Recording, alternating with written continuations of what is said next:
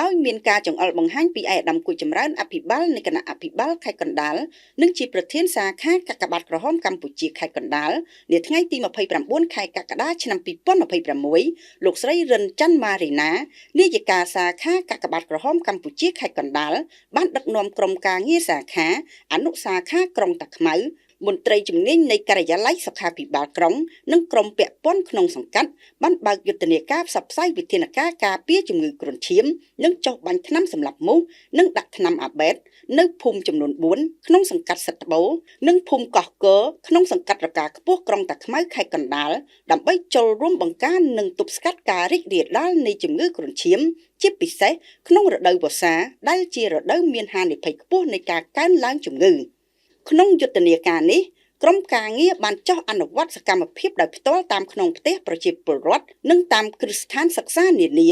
ដោយធ្វើការបាញ់ថ្នាំសម្លាប់មូសនៅបរិវេណសាលារៀននិងទីតាំងដែលមានហានិភ័យព្រមទាំងដាក់ថ្នាំអាបេតនៅក្នុងពីងទឹកអាងទឹកធុងស្តុកទឹកនិងកន្លែងផ្ទុកទឹកផ្សេងៗដើម្បីកម្ចាត់ដង្កូវទឹកនិងកាត់បន្ថយប្រភពបង្កាត់ពូជមូសខ្លាដែលជាភ្នាក់ងារចម្លងជំងឺគ្រុនឈាម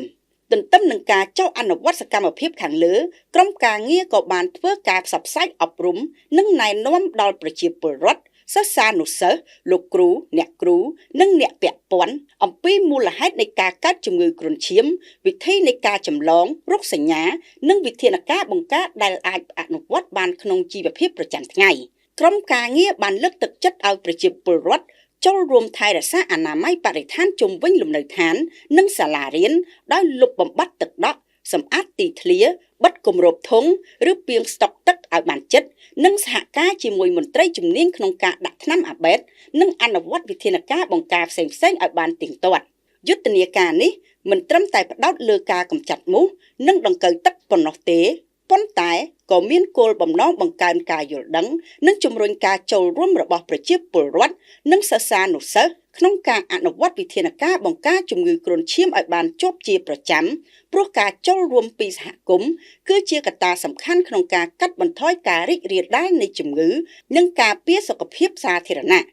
ក្នុងឱកាសនោះលោកស្រីរិនច័ន្ទម៉ារីណានាយិកាសាខាក៏បានអំពាវនាវដល់ប្រជាពលរដ្ឋទាំងអស់បន្តចូលរួមអនុវត្តវិធានការបង្ការជំងឺគ្រុនឈាមដោយរក្សាអនាម័យបរិស្ថានលុបបំបាត់ប្រភពបង្កាត់ពូជមូសនិងសហការជាមួយអាជ្ញាធរមូលដ្ឋាននិងមន្ត្រីជំនាញដើម្បីរួមគ្នាកសាងសហគមន៍ដែលមានសុវត្ថិភាពមានអនាម័យនិងជៀសផុតពីការគំរាមកំហែងនៃជំងឺគ្រុនឈាម